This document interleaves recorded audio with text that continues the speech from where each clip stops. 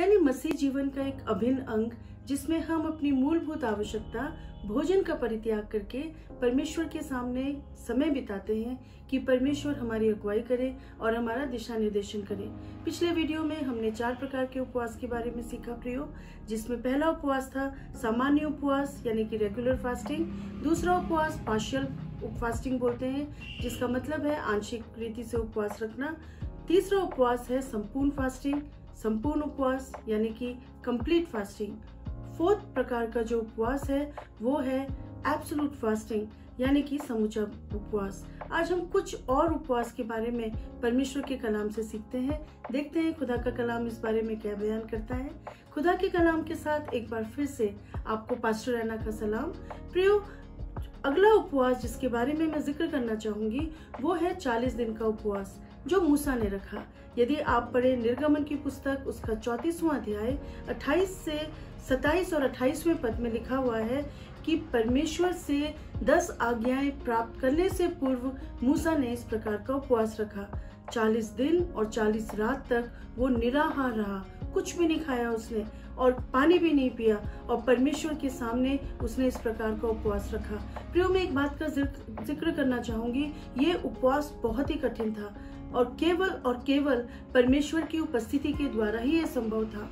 तो जब आप इस प्रकार का उपवास रखें विदाउट वाटर स्पेशली, आपको परमेश्वर की पूरी गाइडेंस होना अपने जीवन में बहुत ही जरूरी है। इसका परिणाम क्या हुआ? मूसा को परमेश्वर ने 10 आज्ञाएं दी और वचन बताता है जब परमेश्वर की उपस्थिति से वो नीचे आया लोगों के पास, तो लोग उसके तेज का सामना नहीं कर पाए। इतना अधिक परमेश्वर ने उसको महिमान्वित किया। दूसरे व्यक्ति जिसके बारे में हम सीखते हैं वो है प्रभु यीशु मसीह स्वयं। मत्ती उसका 4 अध्याय 1 से 2 पद में लिखा हुआ है कि 40 दिन तक यीशु मसीह निराहार रहे और उसके बाद एक नई सेविकाई का उनके जीवन में शुभारंभ हुआ, जिसके लिए परमेश्वर ने उन्हें बुलाहट दी थी। प्रियो, इस प्रकार के उपवास के द्वारा परमेश्वर सेविकाई के नए आयाम को हमारे जीवन में स्थापित करते हैं। अगला उपवास जिसके बारे में परमेश्वर का वचन बताता है वो है सामूहिक उपवास यानी कि कॉर्पोरेट फास्टिंग। इस फास्टिंग में हम अलग अलग रीति से इस उपवास को कर सकते हैं, जैसे अपनी कलीसिया, बाइबल स्टडी ग्रुप, अपने जीवन साथी, पारिवारिक रीति से, यानी 1 या 2 व्यक्ति से ज्यादा जब इस उपवास को करते हैं तो इससे कॉर्पोरेट फास्टिंग या सामूहिक उपवास करते हैं। परमेश्वर को ये उपवास बहुत पसंद आता है क्योंकि बहुत सारे लोग एक मन होके परमेश्वर की उपस्थिति में इस उपवास को करते हैं। प्रियो, प्रेरितों के काम 13वां अध्याय उसके 2 से लेकर 3 पद में हम जिक्र देखते हैं कि इससे पहले कि पौलुस, बरनबास और सिलास मिशनरी यात्रा पे जाते, अंताकिया की कलीसिया ने उपवास रख के, सामूहिक उपवास रख के उनके लिए प्रार्थना करी और परमेश्वर के दिशा निर्देशन में उन्हें विदा किया। और हम देखते हैं एजरा की पुस्तक में भी इस प्रकार के उपवास का जिक्र मिलता है। एजरा और उसके साथियों ने परमेश्वर से प्रार्थना की उपवास के माध्यम से कि वो सुरक्षित यरूशलेम तक पहुंच जाएं। एजरा की पुस्तक 8वां अध्याय 21 से लेकर 23 पद में इस प्रकार के उपवास का जिक्र मिलता है। ये उपवास बहुत पावरफुल है। मत्ती उसका 18 अध्याय 20वें पद में लिखा हुआ है, जहाँ 2 या 3 मेरे नाम से इकट्ठे हैं वहां मैं हाजिर हूँ।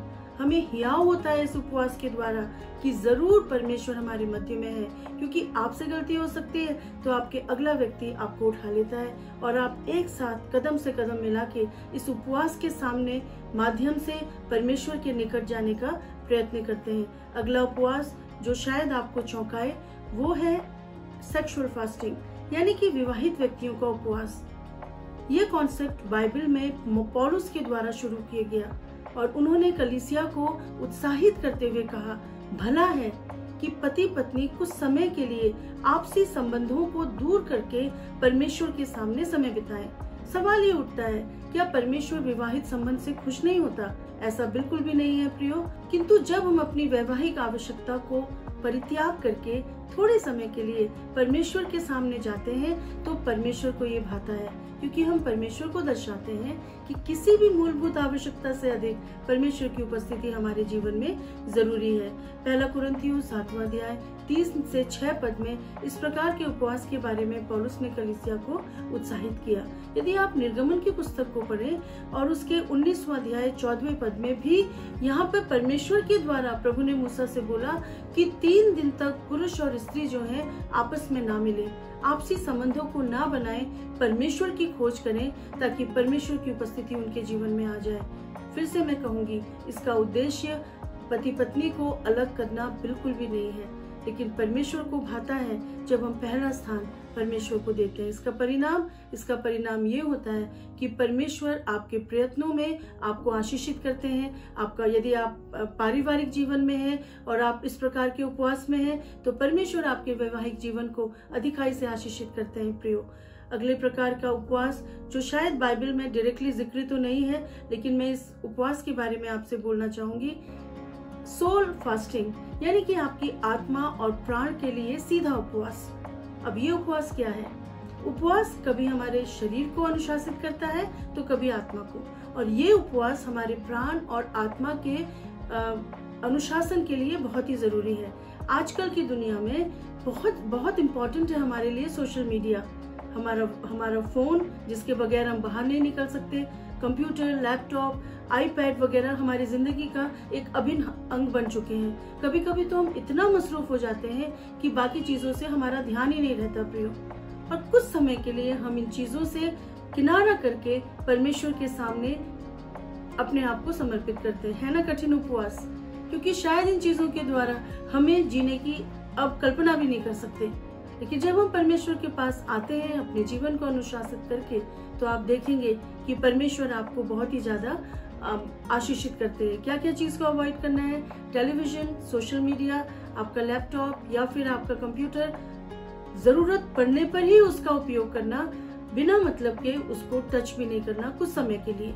जब आप ऐसा करते हैं तो आप परमेश्वर की गहन उपस्थिति में अपने आप को पाते हैं। इसका मतलब बिल्कुल भी नहीं है कि ये चीजें खराब है, ये चीजें हमारी भलाई के लिए, हमारे बेनिफिट के लिए ही है, लेकिन कभी कभी ये जिंदगी में हमारे लिए कुछ ज्यादा ही इम्पोर्टेंट हो जाती हैं। तो थोड़े समय के लिए हम परमेश्वर के सामने इन चीजों का परित्याग करते हैं। जब आप फास्टिंग रखें तो किन चीजों का ध्यान रखें?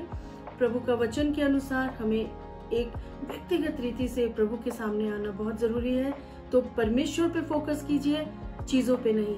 अपने भोजन के बारे में सोचते मत रहिए, उपवास खत्म होते ही मैं तो ये खाने वाला हूँ या ये मैं खा लूंगी, ऐसा मत सोचिए। परमेश्वर के वचन पे फोकस कीजिए। दूसरा, आराधना के साथ, प्रार्थना के साथ, प्रभु के साथ समय बिताइए। इसका एक अलग ही मजा है प्रियो।